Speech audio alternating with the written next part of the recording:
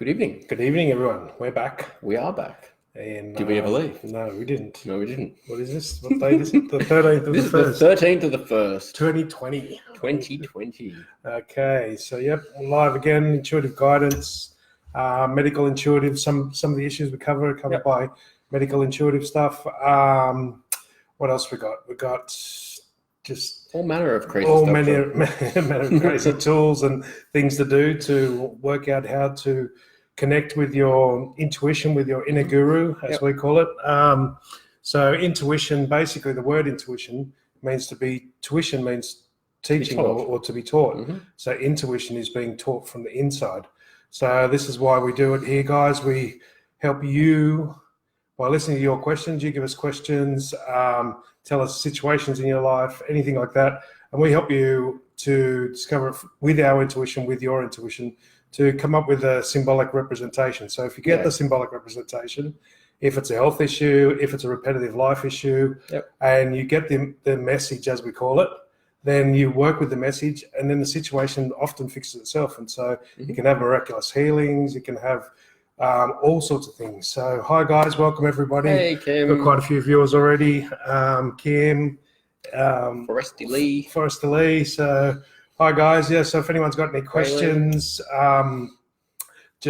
or situations, life situations. Yeah. What pisses you off in life? What annoys you? So it's one of our favorite ones. Yeah. So there's a saying that goes in most religions, most spiritual teachings: as above, so below, or as within, so without. Macrocosm, microcosm is what it's called in quantum physics. So most of this stuff that I've learned and taught over the years, the ancient teachings, quantum physics is now coming to it. So science and spirituality are now really overlapping. You know, it's really getting to a point where they're no longer separate.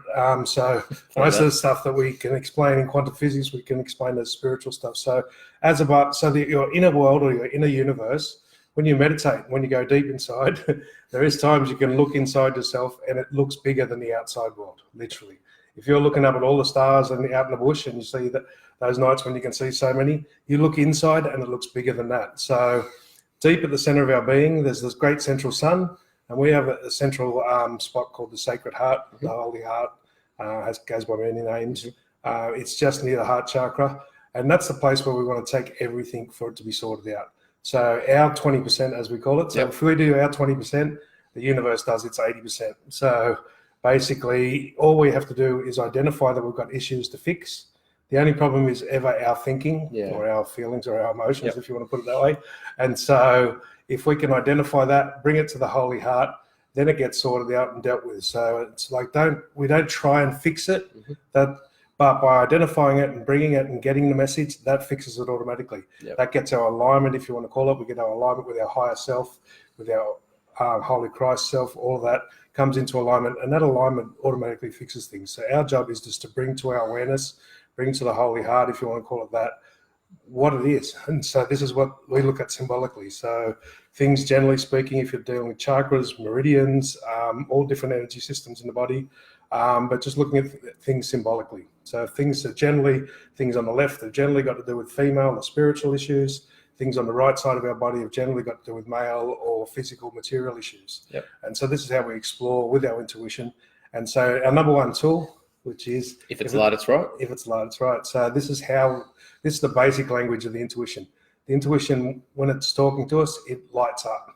So if you can see a person's aura, like I can sometimes, when I'm talking to them, I find an issue, their aura will expand. But if I can't, I just watch my own body language, and my own body will expand. It'll sit up a bit straighter. It'll lighten up. So the muscles in my face will relax more. And this is how we listen to our intuition. And our intuition goes beyond logic and reason, but we're using a lot of logic and reason here. So this is the great trap, right? It is the fine line that walk. So we say we've got an issue with our right knee, which is generally knees have got to do with solar plexus. It might have to do with anger, same as our elbow. And generally that's about males, but that's all the logical side, right? Then we're going to go beyond that. So we use that to get there, but not to limit it. So be careful with this, guys. A lot of people, there's one book that we use a lot called The Body is the Barometer of the Soul. They end up making that gospel. They end up making that the law. It's not to get to more logic. No. Use the logic as well, but to get to a point where you can bring it to the Sacred Heart, where you can surrender that and receive through the alignment, through your connection with the universe, with the earth, that's what heals. And The healing happens by itself. And a big part of that, or a foundational piece of that, John, is asking the question. And absolutely, when you ask the question, then you, as John said, if it's light, it's right. You either feel how that feels, right? Or if it feels light. For example, you might be asking if you're noticing sensations or something on the left side. You might say, okay, is that female? Is it related to female? Is it related to spiritual?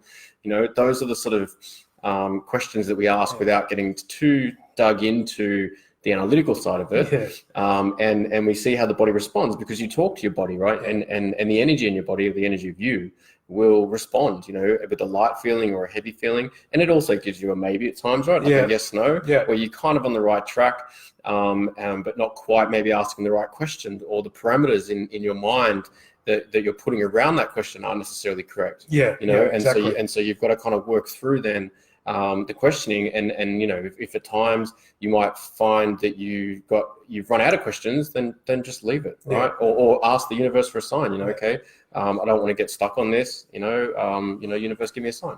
So the default for this, you can't do this if you don't have the default that you think that the universe, the creator, God, whatever you want to call it, is working in your favor, and wants you to have everything and the easy way we get to this default is look at nature, look at the stars. Everything gets what it wants. Nothing has to fight for it. Nothing has to, in nature, in the real world, in the natural world, everything is supplied by the universe, and it's supplied in an abundant way. And the universe doesn't ask the apple tree to turn into a lemon tree. It's like, so this is where we have a default. If we've got the wrong thought there, that the universe is telling us to, if we fully go and let go with this intuition, it'll ask us to do the wrong thing. It'll ask us not the wrong thing, but it'll ask us what we call our FOMO, the fear of monkeying out. The FOMO. Not the fear of missing out, the fear of monkeying out.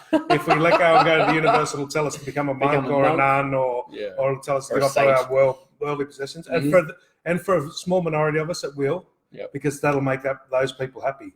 But the majority of us, it's actually going to bring us into more abundance and more. And so you've got to have that default. Otherwise, it gets really hard to let go and listen to the messages. So we'll just work on a couple now. Okay. And, good evening, Azra. I'm trying to update my car. The dealership didn't happen today. And now the broker might be my only chance, or winning on my lottery tickets. For me, I kind of got a feeling of perhaps you're not aiming high enough. For the car that you should be going for. Often when we've got a blockage, when the dealership doesn't happen, when you say this is exactly what we're just talking about, the universe is working in your favor, but it has to bring things together. So synchronicities have to come together. Like you can get, most people on here will probably believe that you can get a car spot pretty regularly, or you can manifest in these ways. What they call the car fairies. Yeah, right? The car fairies or whatever. Car angels. Everyone does it usually somewhere in their life. Some people do it at work. Yeah. Some people are just good. They just get it every time. So this is just expanding on that. But one of the things that John was hitting on was, if you're aiming too small, if you're looking at it from the wrong thing, the universe is trying to help you by holding you back, or the universe is stopping you because you're putting two conflicting energies there. Yeah. So with one hand you're asking for this, and with the other hand you're saying I haven't got enough, or so one hand's asking for something, the other hand's putting out lack. So that it didn't happen today. You got to really get to that default. I don't know why, I don't know how, but it's going to work out in my favor. And that's how these things, you got to start to go with it.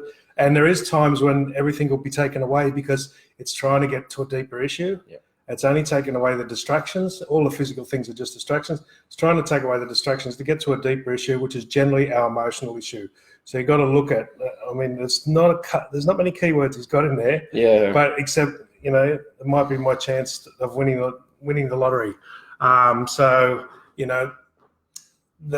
you've got to keep that open. So winning the lottery could be just finding a better dealer. I used to actually, ironically, I used to sell cars, and I used to, people came in with an idea of what they wanted on the car, but they didn't really have the right specs in mind. So they wanted to save fuel, but they were driving down the freeway and they're going to get a 4-cylinder.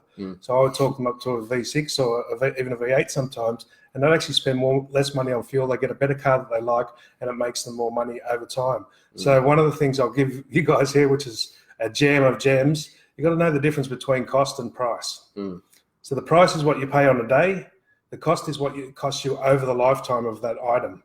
So if you're going to have the car for 5 years, what does it cost you? What does it cost you mentally? What does it cost you emotionally and on the feeling level?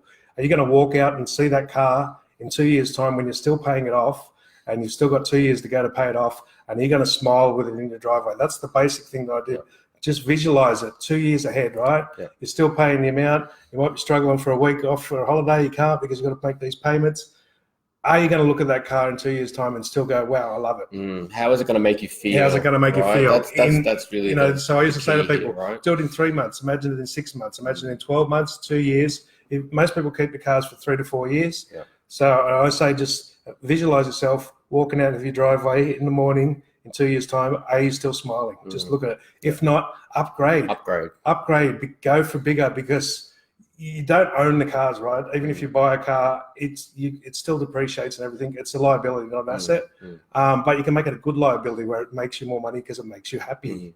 This is if you go and are happy, especially if you're in sales or anywhere that you're going to get commissions. Then the happier you are, the more sales you get, the more better work you get. So it doesn't make you happy. That's the cost of the car in the long run, not the dollars you put into it. The whole effect. And you can relate that to anything that you buy, right? I did this with shoes, right? Last year, towards the end of last year, I would rarely buy sort of brown. I like brown leather shoes, but I'd buy sort of around that $100 mark, $120 mark, right? And I buy them thinking that maybe I didn't have enough to buy the ones that I wanted, right? And then every time I'd wear them, I'd be like, I don't really like these, but I'll wear them because that's all I've got, right? So then I ended up spending, $250 or $300 on a beautiful pair of Italian leather shoes, and every time I put them on, I just feel amazing. Right? I still smile. And I still smile. And every time I look at them, I'm like, yes, I want to fucking wear these shoes because I fucking love these shoes, right? And it's that same principle, right? Applying that to everything else that you buy, right? How's it going to make you feel when you buy it, and the longevity of it? That's the major difference between cost and price. If we spend a little bit more and love what we've got, it makes us more money in ways that we can't even imagine. So I think that's the main problem, is you actually haven't got the right car, and your soul, your higher self, is trying to help you go for something better, or go for a better dealership. So there might be another dealership that's got the same one, and it's trying to direct you to one of them. But trust that when there's a blockage, trust that the universe is trying to re-steer you. Goes. So one of the questions we ask, we go, so what's right about this I'm not getting? And you just ask that question and leave it there.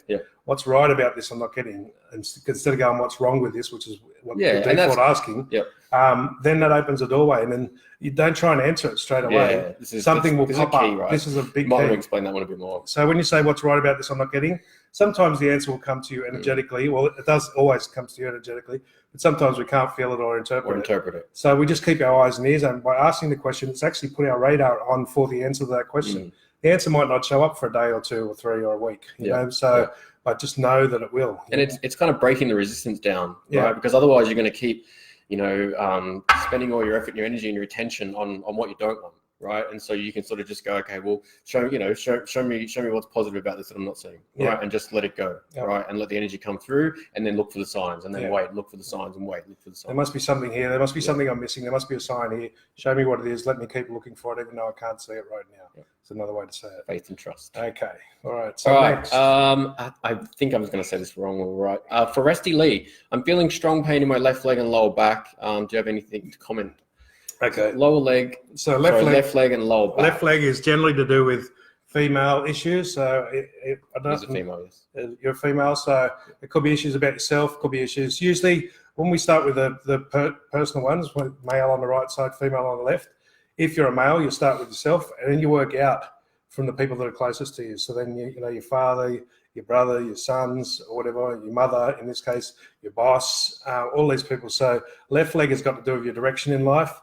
And the pain is trying to tell you, generally speaking, the pain is telling you that you're worried about your direction, or you're worried about your spiritual direction, or your personal direction, because you're female.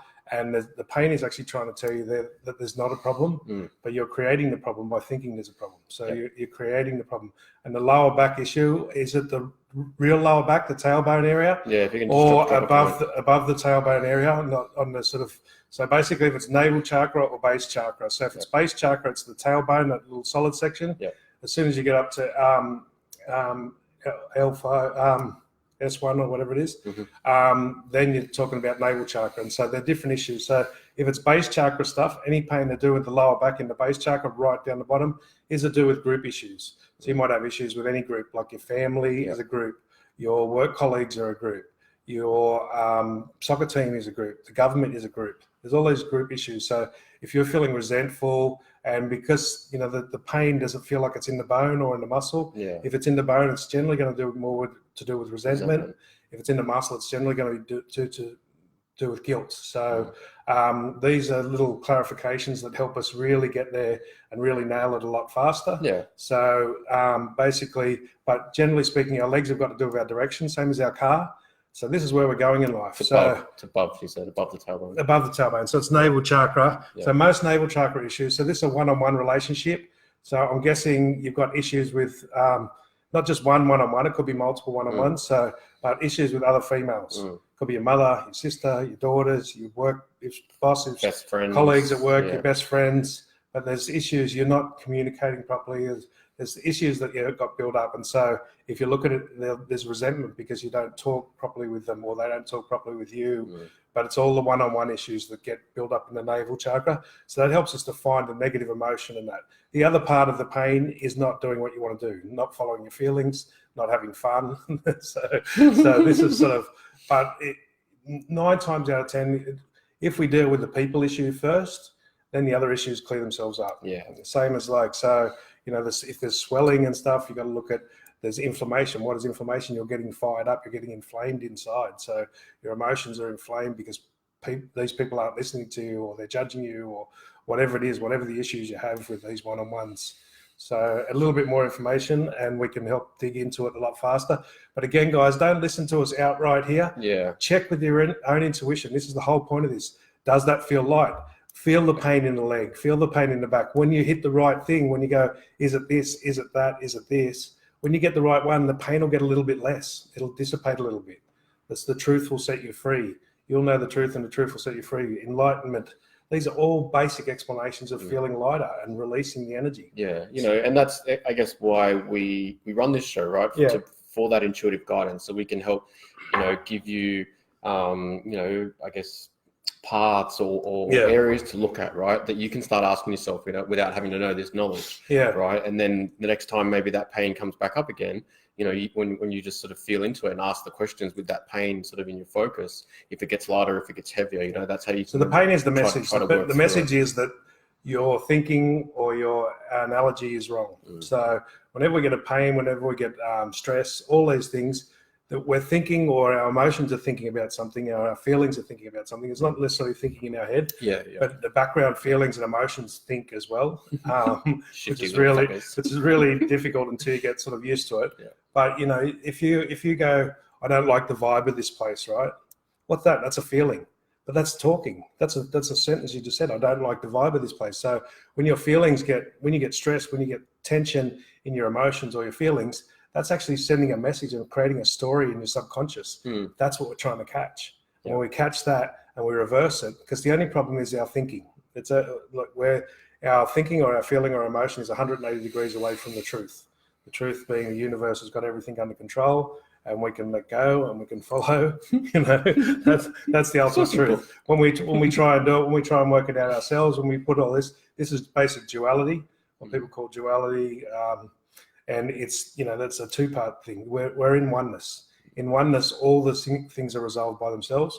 But sometimes we use the duality to get us to bring the issues up, to get to the point. Sometimes contrast. That's what Abraham calls contrast. In Abraham, most of you people probably listen to Abraham Hicks. She calls it the contrast. The contrast is there to bring us up, to bring issues up. And once we bring it to the heart of hearts, once we bring it there, it gets solved from the heart of hearts. So one of the little techniques we use on an energy level, purely just pulling energy in. Think of the chakras front and back, getting the energy getting sucked in and up to the heart of hearts, which is just behind the heart, in front of the spine, just somewhere around there. It's slightly different for each person. So just ask for it to be drawn to the heart of hearts. And then it'll be dealt with in there. And then, so if it's bullshit and it's lies, it's man-created stuff that's created by duality, that has no real power. It has power over us because we give it. It has no real power. Then it'll get cast back to the earth, back to the dust to dust, ashes to ashes. I mean, if it's an issue that we've got to deal with on a soul level, on a mental level, or on a forgiveness level, then it'll go up and it'll get sent up to our higher self, up to through the crown chakra. But it'll get directed there by itself. Our job is to bring it to the heart of hearts and surrender it inwards, Yep. and inwardly all the answers are inside ourselves. But when you go inside, it's a big universe. It's not, you go into that little spot behind the heart of hearts, which is about as big as a mustard seed, as the saying goes, and then you actually hit there, and it's bigger than the sun, right? It's like it's really weird when you do actually see internally sometimes, and you'll see and you look inside your legs and that, and you see on an atomic level. It's just massive in there, and there's so much emotions and there's so much storage. It's like a big computer storehouse in the subconscious, in the cells and atoms. It just gets mind-boggling at times, but it's fun. It's real fun. It is fun. And it's like, and it means you start to master your own life. You start to take control. What were you saying earlier, John, about the internal world? So I was walking home from work, pondering. John's said this many times, and I was listening to a Sadhguru thing, and he's like, he's asking his crowd, where am I? Right? And they're all pointing at him, and and he sort of reminded them that actually we're in here, right? Within ourselves. Everything that we see, everything that we hear is all within us, and so our five senses are sort of outward facing, but then and we spend so much of our life or focusing on all that outside stuff, when in fact, by looking within, we can control and change and change any situation by controlling how we perceive that, how we react seeing to the that. symbolicness of it, So if we see a lot of people that are greedy, right, on the outside, there's greed inside us somewhere, but it's not the same sort of greed. It's not greed with money. It's not greed with possessions. But it might be greed. Our thoughts might be greedy, taking up all of our time and not letting our feelings or our emotions have a share of the space. So our thoughts could be greedy over our emotions. So the greed word is the part that's going to be the same. But it's not going to, most of the time, it's not going to be in the same area. So this will kick, because we're on that, this will kick on to Marissa now. So Marissa. Hey, Marissa. Hi, Marissa. I have a very broken heart, but I think it's something a lot deeper going on with me. Yes. So, the heart, the heart is it's supposed to be the driver's seat. This is where the threefold course that we do. We teach people that the 7 chakras are broken into a group of 3. So the base 3 are to do with the soul, they're to do with love, they're to do with the inner child, and they're to do with our what's that word? Our likes and our anyway. And then the heart is to do more with feelings. So the base 3 have got to do with emotions. The heart's got to do with feelings, and the top 3, the throat, the third eye, and the crown, have got to do with our thoughts. But each of the chakras also has it. But we call this the divine feminine. So I have it tattooed on my arm just in case I forget. So the lion, the lamb, and the peace dove is in the Christian religion. So that's the threefold system. So the wisdom is the peace dove. That's the divine feminine. So that's our thoughts, and that's the wisdom. The masculine is the lion heart. That's the strength, the power. And then the lamb is our playful child, our loving self. So you can call it wisdom, love, and power. You can call it truth, love, and joy. There's many different names for the threefold. But they're supposed to unite in the heart, but the heart is supposed to guide. The heart is the masculine, but if it's wise, that masculine listens to the feminine and listens to the emotions and gives them their equal share. So this is the disturbance in the heart is not listening to our heart. And the broken heart, a lot of that stuff is because you've probably actually got a bigger heart, as they say, and you're taking on a lot of people's stuff, Marissa. It feels like you've got to use the tool that we have. We have a couple of these tools on our YouTube. So one of them is, are they my feels? So we feel the feeling, feel the broken heart, and say, who does that belong to? Or is that mine? And as you say it, put your hands on there, feel the pain, right? Go into the pain, but don't try and analyze it too much. Just go into it. Just literally feel it. Just feel and then say, is that mine? Who does that belong to? And if it gets a little bit less intense, a little bit less brokenhearted, then just say return to sender or piss off or not my problem or whatever command you want. And then repeat it 5 or 10 times and see how much lighter it gets. I think you'll find that 70-80% of it is not actually yours. It really feels like most of it. You're just a typical empath, and you take on. I'm also getting, like the words there, right? I have a very broken heart. Filters. It's filters, right? Our words program our subconscious. And so by you thinking and feeling, particularly the feeling, you're feeling those words. I have a very broken heart. And what John says is, if you can sort of open up the possibility that some of what you're feeling isn't actually yours, right? And probably a lot of what you're feeling isn't actually yours. And you can get to the point where, like, you know, you might be able to say to yourself, it seems like I have a very broken heart, but I don't know, you know. And is that all the people around me? Is that the whole people, every person in my country? Is it collective consciousness that I'm feeling? Depending on how big and how, you know, how strong your ESPs are, then you can feel the broken heart of 80% of the world, you know. So depending on how strong, how empathic you are, you'll feel a lot of people's broken hearts. And it's like, but even that is not true. You've got to get to the point where their broken heart is coming from their mental, from their dualistic, from this part of us that thinks we're right or wrong, that thinks that we're separate. Once we get back into our oneness, into our pure spirit, into our true self, there is nothing broken. There is nothing wrong. It's kind of weird because you work through all this shit for 6 or 8 months, and then you get into this space where you get into your, you know, Satori space, and it's just like, I haven't got any problem. It's like, where the fuck have I been all this time? What's up with my body? Who's been driving this vehicle? This feels alien. Who's been driving this vehicle while I'm gone? But yeah, so it's like, you're not speaking from your heart. You're not listening to your heart. These are, once you get rid of the 70% that's not yours, you'll get down to the 30%, which is a whole bunch of stuff. The heart chakra has 24 petals, I think. So there's 24 different aspects, and each one of them have got more aspects inside themselves. So there's lots of issues here, but it basically comes down to not following your heart, not listening to your heart, and start simply. You know, just start practicing. Put your hand on your heart. Your heart will it'll feel a bit lighter. It'll expand. It'll feel a bit warmer. Pick your clothes from your heart. Pick your food from your heart. Start with that, you know. It's like, you know, I had heart arrhythmia and I had an operation and everything. It didn't fix it. And it was just me not speaking truth from my heart. I was speaking it, but then I backed down, I should say. So it wasn't even that I wasn't speaking it. I was speaking it. So I caught it with my son one time.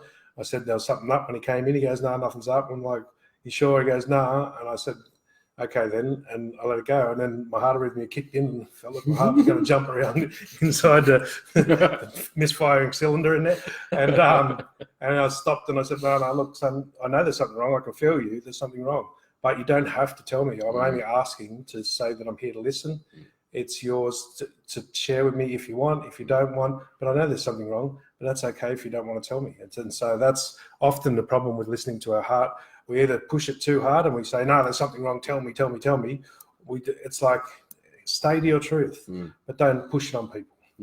And you know, you've probably been doing this little bit over the last, you know, so many years, 10, 15 years, and it'll take a little bit to turn that, you know, that ship back around and start doing a little bit more. But the broken heart is not listening to your heart. It is basically that.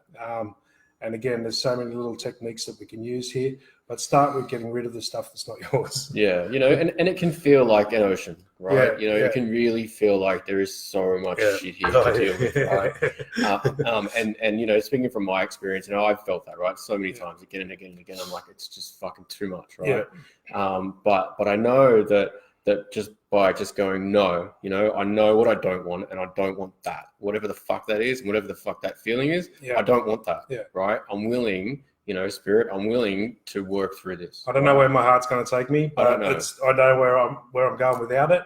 And I don't want that. I'm going to take the risk. You know, this is the surrender point. And you'll be surprised, you know, sometimes it's fucking hardly anything, right? Just the very fact of getting to that surrender point, just going, you know what, fuck you, I'm done with this shit, right? Help me, spirit, help me. Guys, just a little update here. When we laugh at this, don't take it personally. We are not laughing at you by any way, shape. We're laughing because we go through this stuff all the time. This is all stuff we do. Just happened to one of us or both of us. And it's like, you know, so when he's saying this is what we're saying, inside the body is huge. So if you've been avoiding your feelings and you've been staying up in your thoughts and your reason for so long, and you've been trying to reason your way through life, and it's just not working, and you've been avoiding the feelings because, you know, last time you're in your feelings was when you were a kid, and you got in trouble for that, and you know, you got in trouble for being yourself, and you know, you piss people off all the time because they were fucking too stuck in their heads, and you got in trouble off your parents and the people that loved you, and you couldn't work it out. So we avoid it, and so the pain of not going into our feelings, we might go down to our emotions because, you know, we'll go and get drunk and we'll do things to get down there, but often our feelings, which is our courage as well, which is our strength and our heart, we avoid it, and because we've blocked it for so long, and it feels like literally like an ocean of pain, you know. So if there's lung problems, there's grief on the lungs, you won't let yourself cry because it feels so much. If I start it, it's going to take the lid off the Pandora's box, and I'm going to cry nonstop for 6 months, you know.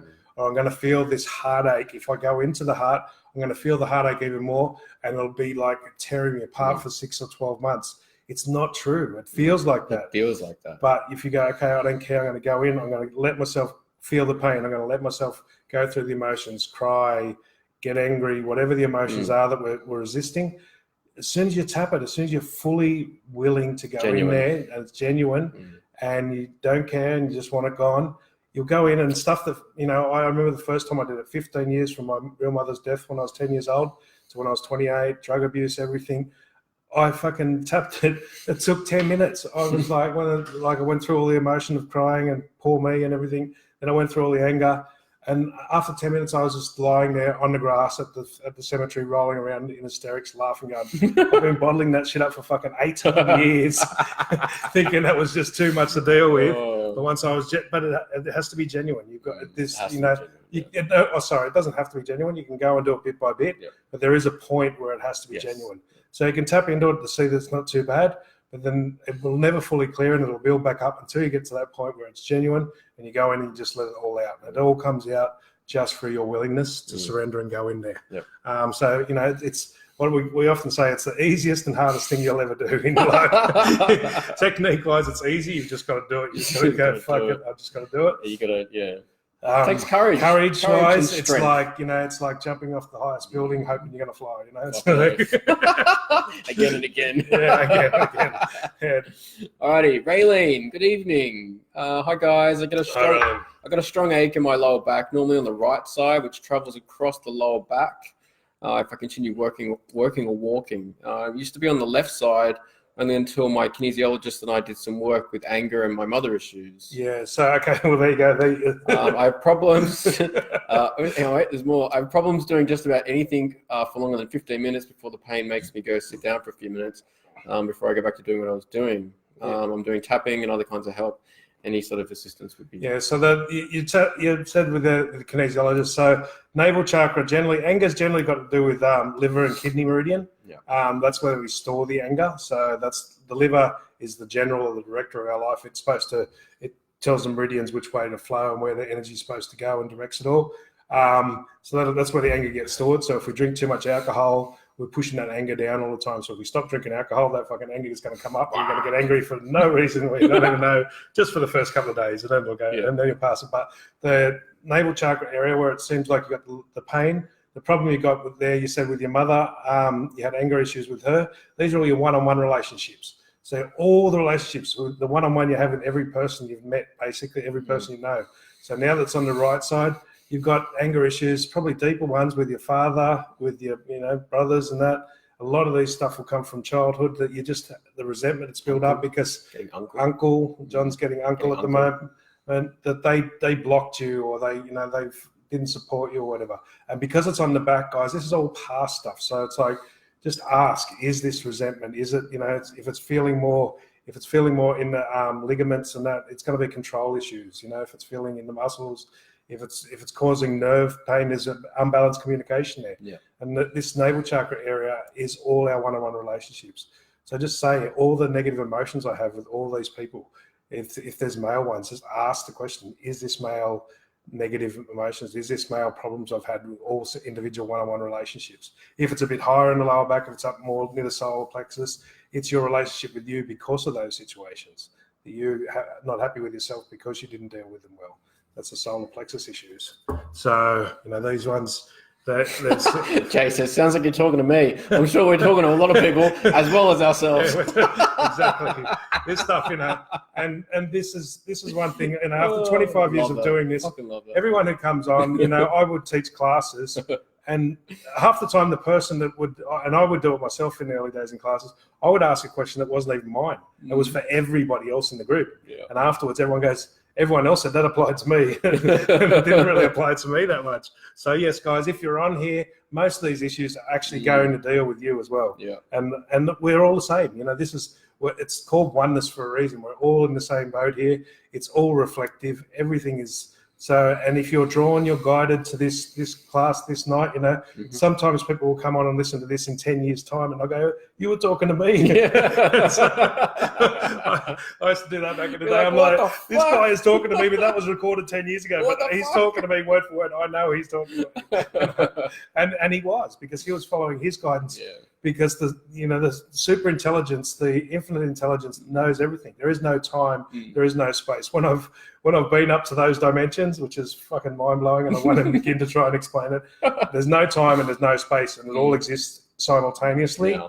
And it just fucking blows your logical mind, and you just like go, does not compute. You walk, Straight you walk around for about 5 days, going, I can't function in the world. So, but yeah, so, Warning. so this is once you get to those higher dimensions and you get past. So the chakras are a representation of the dimensions. So the fourth dimension, the heart chakra, that's when we go beyond the 3D world. So we start to go beyond time and space. Yeah. So wounds of the heart, wounds of the mind, they can't get healed by time. So wounds of the body, if you cut yourself, time will heal that. If you cut your heart, if you cut your feelings, time will not heal that. It's above the time space. It's space might. It's a misnomer that time will heal all Space wounds. might heal it if it's up here, but above that, if it's a wound of the mind, it won't be healed without choice. Yep. The only way to heal it is to choose to go back into it, choose to bring it up and ask. Forgiveness will heal all of it, right? Yeah. There is a shortcut to all this shit, guys, and if you can do it, God bless, and hopefully you'll teach me one day. But you can just go straight to forgiveness, which is the crown chakra, Straight there. and it'll obliterate all karma, it'll obliterate everything, but you got to be able to sit there for long enough. And you can do it bit by bit. You can go to forgiveness and just go, but bringing up these emotions. So, okay, I've got resentment here. So the one with the bad back, if you're feeling these issues with these males, just say, obviously I've got an issue with this person. I don't know what it is, but how can I forgive it? Show me, lead me and guide me how to forgive Give it. it a bit more. So she said, yes, I'm working on liver and clearing problems with that. So it's still anger related. It all makes sense. Thank you. I have a very dysfunctional family and I'm the only sensitive one in the whole weird group. So I feel more than anyone. Thank you. Yeah. So, but that's, but therein is the blessing, right? Therein is, first of all, I've had 2 near-death experiences, and I know that, and each time, once when I was 5, once when I was 23, that was the 2 full. I've had probably a few more than that as well, but 2 specific ones where I had the other out-of-body stuff, and they sent me back, right? And they're like, no, you got to go back. I'm like, no, I'm not going for all that shit, that crazy shit. You motherfucker, get back. Even though I caused half the crazy shit myself. It's like, no, you got stuff you got to do. It's not going to be fun, but you'll get through it, and then once you get through it, you've got stuff you got to do. And it's like, so yeah, your dysfunctional family, families are here for one thing, I believe, one thing and one thing only, and that is to teach us unconditional love. We've got to love them anyway, even though that makes no sense. Our friends and our colleagues, we get to choose them, right? Yeah. Well, mostly. We get to choose to leave them, I suppose, right? Unless you like being nailed to the cross, you like being a bit of a martyr, and then you don't get to choose your friends. You let them choose you, and stay there and martyr yourself to them. But you can choose your friends and other people. Yeah. But your family are there to teach you unconditional love. Yeah. To teach you how to love and be detached, and it's a positive. The dysfunctional family is a positive thing when you learn to let go of it, when you learn to give gratitude to it and say thank you for what it taught me. Thank you and thank myself for being able to detach and step back from that, And they're supposed to be dysfunctional. And that loops back on what we were saying earlier about what's positive about this I'm not seeing, right? People spend, and including me, and I'm not going to say I don't do this, but we spend so much time in this fucking sense of negativity. If we only really ever look at things from the negative point of view, right? We spend very little time looking at it from the positive point of view. What's positive about this I'm not seeing, right? There's so much to learn from looking at something going, what's positive about this? So John's bringing up a real good point here. So there's a pyramid of energy frequencies, right? And so anything below courage, which is about 200 hertz or something, so anything below that, resentment, fear, stress, any of that, that's all in the dualistic world. That's all in the world. And if you stay in that world and you try and solve your problem from that stress level, from that anger level, if you can't solve a problem from the same level that you created that, you've got to go up higher. And the minimum level to measure if you're actually starting to enter oneness and starting to go in the, like people talk about this 5D world. Sorry guys, but you're all fucking full of shit, right? You haven't even touched 4D yet. Forget about fucking 5D, right? You know, I'm not, oh, sorry, you've touched it. You know, we're touching it all the time. But people who think they're living there, they're kidding themselves, right? Yeah. But yes, we're accessing it, and it is more available to us now. Yeah. That's absolutely. But we're not living there by any means. Like, you know, 4D, get into the heart, get there first. Get into the heart. And that'll sort the rest of it out. But, you know, feel the courage. Are you at courage? Anything below courage, and you're actually any energy below that. So if you're in any poor me, any stress, any worry, you're not going to be able to solve any of these problems. This is why we get to this question. This is why we go to the center space and ask the question. Okay, is this resentment? Okay, help me fix it. I feel like it must be. I don't know how to fix it. I want to let go of the resentment. Show me how to forgive. This is resentment towards these people that I think fucked my life over. But, you know, I only think that. I don't know that for sure because I can't see the grand scheme of thing. I can't see every lifetime. I can't see every dimension. So it seems like they fucked my life over, but I don't know. But I want to forgive, and I'm really finding it difficult to. That is courage. That's bringing yourself up. That's going to start to sort it out. That's how you can tell if you're at the right level. Anything below that, if you're in resentment, if you're in judgment, if you're in stress, if you're in guilt, then you're actually down in duality. You're in envy. You're down in the duality. Envy was a cracker that I got today. Envy has been the one I've been working on. You know, all these little envies. You know, subtle. Envy's so subtle. Envy just jumps in there and then quickly disguises itself as wisdom judgment. So you see something if you want to be a musician, right? You want to be a guitar player, and you see somebody who's, you know, doing guitar and they're doing well, and you're like, you know, fucking, well, they're just lucky, or, you know, this is envy. This is envy. And this keeps it Welcome, away envy. from it. It's like, you know, if you see people that are, you know, you want to do a good business and you judge these people, and you might think the judgment's true. Oh, they're only good at it because they got the money because they were criminals or they were greedy. You know, that's envy. You know, that's the stuff that's stopping you from doing it. You've got to catch that. That's the background emotion. That little sucker's hidden down there somewhere. so it's those little emotions are the ones we have to catch and then bring them to the foreground and go, okay, so help me relieve that. Help me release that. Help me be gratitude. How do I have gratitude and say congratulations to all those people? Yeah. I don't know. They look like they made it from greed. Yep. They look like they made it, but I don't know that ultimately. I don't know their whole karma. I don't know their whole existence. So, you know, this is how the law of attraction doesn't work, because our emotions are running in the background, resisting it and putting out the opposite feeling. What was Rachel's one? Rachel, hang on, where is it before it goes? I'm having tests this week. I'm having tests this week at a neurological department. I've tingling and numbness in left arm, had it for 2 years. Any messages? So tingling, numbness in left arm, generally speaking, that's going to be a vertebrae issue. So I've done a bit of chiropractic, or sorry, Chris, spinology. And so generally speaking, but the nerves in general. So once we get to, so there's going to be a vertebrae issue. So it's going to be neck or the back of the heart chakra. So throat chakra, which is your communication, is blocked, and the back of the heart chakra is, you know, not following your feelings. So there's going to be some sort of blockage in there. But the nerve issue, the numbness and that, is a nerve issue. So nerves have got to do with our communication. So again, a lot of this is going to be throat chakra issues. So your communication, so your communication with yourself, your communication with others. You're not communicating your feelings, your needs, your requirements, your truth, you know. And how do you communicate your truth without pushing it? So a lot of the time we stop communicating these things because we see other people who seem to be communicating their truths, but they're not communicating. They're force feeding their truths down people. Yeah. You don't say, look, you fucked me over. It's like, it feels like you change the wording a little bit. It feels like these people fucked me over. It feels like you're doing this, you know. It sounds like, it seems like, you know. It looks like. Yeah, or it looks like, you know. Just you can communicate without force feeding it down people's throat. And everyone's out there force feeding. That's not communicating. That's you know, that's subtle dictatorship. Yeah, that's just subtle fucking nasty fucking force feeding of emotions and feelings down each other's throat. You know? Yeah. So I go, you know, I went through this and it really feels like you hurt my feelings. It's, you know, I took it as you hurt my feelings. I'm not sure. And, you know, you can start to communicate without actually pushing it. Because what happens is we see all these other people who are doing it that way, still doing it from duality, from judgment. And then we stop ourselves from communicating at all. And this, therefore, the problem. So your left arm, you said it was going down the left arm, didn't you? Yeah. So left arm, so your arms generally have got to do with your daily habits and your daily practices. So your routines, your rituals is the two basic words you can use for it. So left arm, it's going to be female issues. So it's going to be you're not communicating with yourself or you're not communicating with other females, and it's affecting what you do on a daily basis. So all the rituals, the spiritual rituals are things like just nurturing yourself, bathing can be a spiritual ritual. Taking time out to meditate.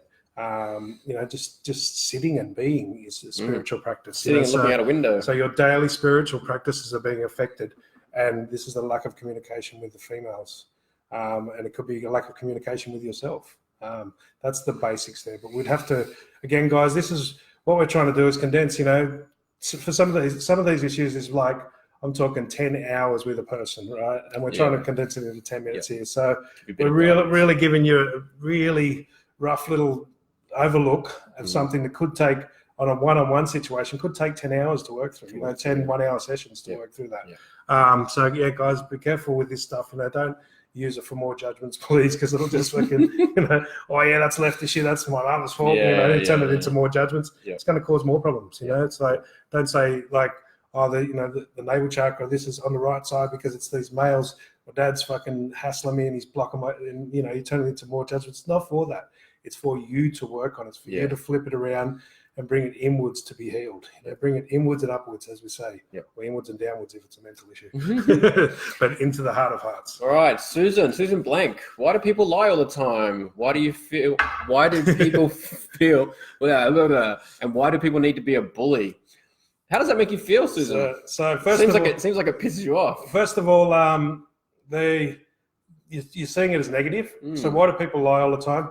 First of all, you've made a filter there. Why do people lie and why are there so many bullies? So therefore, you don't get to see, because you've created that filter in your subconscious, you don't get to see the people that don't lie and the people that aren't bullies.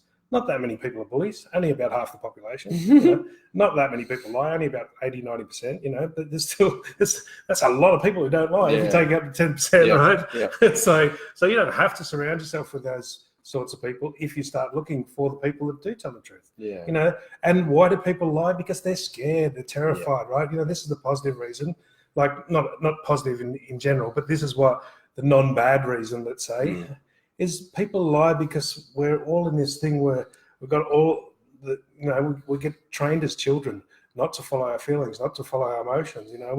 We get terrified. We're stuck in this duality. If you're in duality, if you're in right and wrong, good and bad, if you're separate from me and you're separate from God and you're separate from everything else, you're gonna have to lie because you're just terrified. There's part of you that we call it the darkness of being, right? So deep at the center of your being, there's an infinite well of love, and there's a tiny light that is so bright and so big that it will expand. But for most of us, until we get to that space, there's a lot of darkness. So we're lying out of fear. We're lying out of trying to protect ourselves.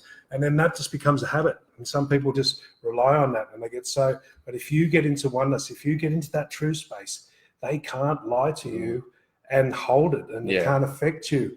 And even if they do, they'll literally choke on it, right? It's fun to watch. It's so fun to just stand there and just smile and just look at them and stay open. And their lies will bounce back to them, or they'll run away, or they'll choke on it, or they'll tell you the truth straight afterwards. Well, they'll think you're doing something. So where are you? Like the part of the reason I laugh, this is what we talked about before. As above, so below. As within, so without. You're lying to yourself somewhere. You got to look at where you're lying to yourself. So is your head lying to your heart? Where are you bullying yourself? Is your head bullying your heart and your emotions? Your feelings and your emotions? Your head's telling them you can't do this and all these rules and that's bullying. That's mental bullying of our emotions, or vice versa. Our emotions could be bullying our head and we're just fucking drinking alcohol and fucking just going off the Richter all the time, just eating everything we want and having all the pleasures without having any control. There's got to be a balance between them. So there's got to be an equal. And this is why when you come from the heart, you'll allow yourself to have some control, but you'll allow yourself to have some pleasures in that as well. There's got to be a balance. And so this is where you'll find your head and your feelings and your emotions. There'll be a bullying and a lying between them. You start saying, where am I lying to myself? Where am I bullying myself? You start going, I don't know, even if I can't see it, I'm willing to see it. That'll change. And you do it now. And so if you're genuine, and this, guys, over and over again, we'll say, if you're genuine, if you're genuine, you've got to come to it. So some of this stuff, you can't be genuine straight off. So this is why you got to work over it and over it and over it.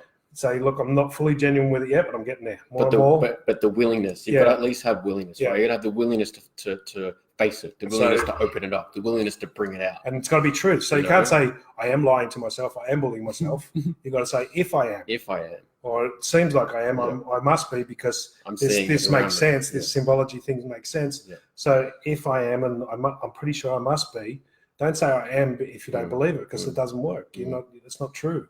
So if I am, seems like I am. It's more bullying. I probably am. If I am, show me, and I'm really willing. As scary as it is to stop bullying myself, as scary as it is to stop, lying to myself, I'm going to start doing that. And you'll see, as soon as you start to do it, as soon as you agree to see it, the people on the outside, all these people you see, you'll go out tomorrow, same people will be there doing the same thing, and it will not bug you at all. The fact that it bugs you is telling you that it's strong inside of you. And it's not, you would never do it to another person, but, you might do it to your own emotions, your own feelings. So, and again, don't necessarily expect it to change straight away. Right. Or do. Right? But don't go in with an expectation that these things just. Some of them will. Right? Some of them will click like, and you'll just be going, what? Instantly change. But when you get one that does, because that's what happens. You get one that does, and you'll just be, then you'll create this picture or idea that they're all like that, right? And then you'll start to get disappointed or judge yourself for some of them have so many layers and go so deep, and there's so many connections. The willingness, just keep having the willingness. So some of them you'll get it one go and you'll get it right. Others you'll have to repeat it 10 times a day for 6 months. So okay, where am I lying to myself? Where am I bullying myself? Is my thoughts? It seems like it must be, because what these guys, it sounded true, it felt like, so it must be true, even though I can't see it. Help me to see it. Just start making these. This is the internal dialogue that needs to be questions. It needs to be requests, not orders. We don't do orders, even from ourselves. This is the number one rule. If you want to tell yourself, if you want to guarantee you're going to do something, give yourself an order that you can't do it. You're not allowed to do it. Tell yourself, I'm not allowed to get drunk tonight. I refuse to let myself get drunk. I guarantee you'll get fucking drunk. Even if you don't put a hand on a drink, something will happen. You'll trip over in a fucking jug of fucking alcohol will tip in your mouth somehow. But if you make a request, what will it take for me not to get smashed tonight, so I can have a good night tonight and a good day tomorrow, which is a much better, wiser question. Then you've got a good chance of it not happening. But we don't take orders, guys. We call it lording it over, and we don't get lording it over. We can't lord it over. I can't lord it over him. He can't lord it over me. Can't lord it over myself. If I give myself an order as opposed to a request, you can do commands, but they've still got to be in a request. It's still got to be in oneness. There's no orders. There's unity. There's co-creation, but there's no. Okay, Casey, do you have any suggestions for games or skills to build our intuition? Everyone has their own energy, our own way of interpretation. Can we recommend any tricks to tap into it on a deeper level? So the tool number one the links at the top of this live have our links to our YouTube channel. We've got there are some tools. There's a tools playlist. Have a look at tool number one, which is what we call checking in with your inner guru. So if it feels light. So that's the basis. So one of the basics. This one, people go, so what is intuition? So one of the fun ones we like to say, what's our intuition's favorite phrase that it says the most all of our life? I knew that was going to fucking happen. I knew that. I knew that would happen. I knew that would happen. That's your intuition speaking. I did it the other day in the fridge, right? I opened the fridge and I saw the cheese was probably going to fall onto the floor. And rather than moving it to the shelf, I just, naively just tapped it back in there, right? I go back to the fridge 5 minutes later, I open the fucking fridge and the cheese falls on the floor. And I'm like, fuck, I knew that was going to happen. That's, these are the sort of things. That's your intuition. This is happening all day, every day for all of us guys. Intuition. It's just non-stop. This is why we can't, we're getting messages and answers all day non-stop. This is why people look, how do I get messages? You're getting them all day. You just got to start identifying them. This is all it is. You just got to start recognizing them.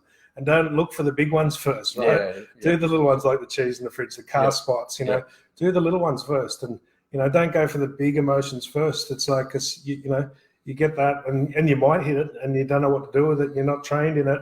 So you might actually tap into something that's really big and it'll fuck you up. Because you haven't got enough training to deal with it properly, and it'll trigger off all these other things and cause a cascade of stuff to come out. So, just the intuition is, it's there nonstop all day, you know. Yep. When you just move somewhere and something drops beside you, this is all the intuition. But the one that we can work with it more consciously, if it's light, it's right, or does it make you feel expanded? So every religion, every spiritual tradition worth its salt has some sort of, if it's light, it's right. So in the Christian, you'll know the truth and the truth will set you free, you know. Enlightenment is called in the Buddha. You feel lighter, you physically feel lighter. That's your intuition speaking. That's your soul and your, you know, your spirit speaking. It expands. The aura expands. The truth, you know, the lies will lock you up and the truth will set you free, you know, so that you'll feel it. You'll feel the tenseness. And so advertising and marketing, you know, this is, I did this in some of the corporations I worked in. Advertising and marketing is a classic. They use these infinite truths, you know. Financial freedom will make your life better. And then they slip their little line at the end, but you'll only get it at the Commonwealth Bank. So they hit you with this infinite truth, which opens up the mind, opens up the subconscious, and then they slip the line at the end, right? This is why all marketing and Facebook and everything, they've all got these infinite truths on there, and then they try and put their little marketing tail on the back of it, which is not necessarily a bad thing, unless it is done deceitfully, you know.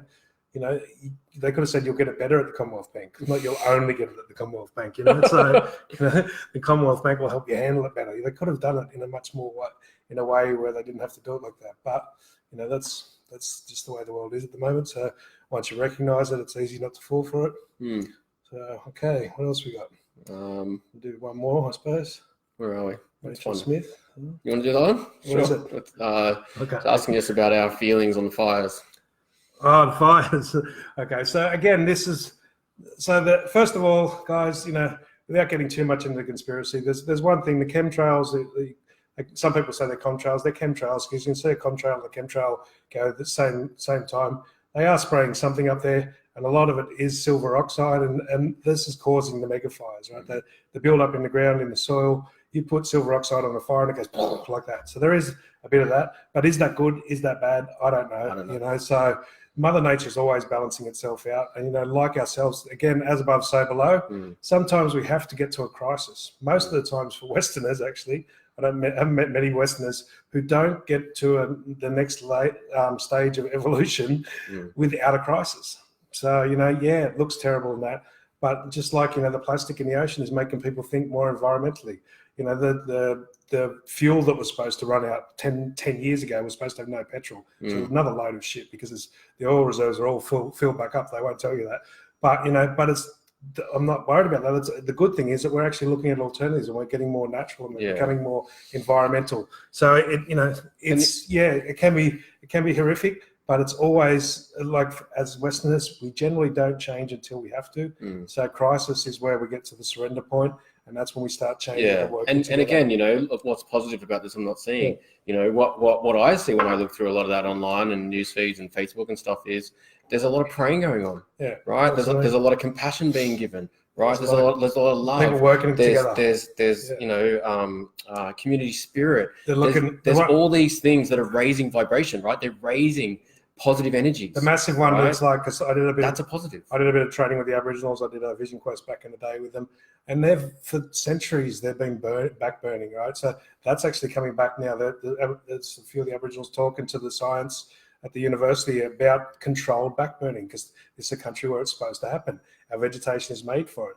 The fact that we stop and we urbanize it and we stop the fires is what causes them to build up too big.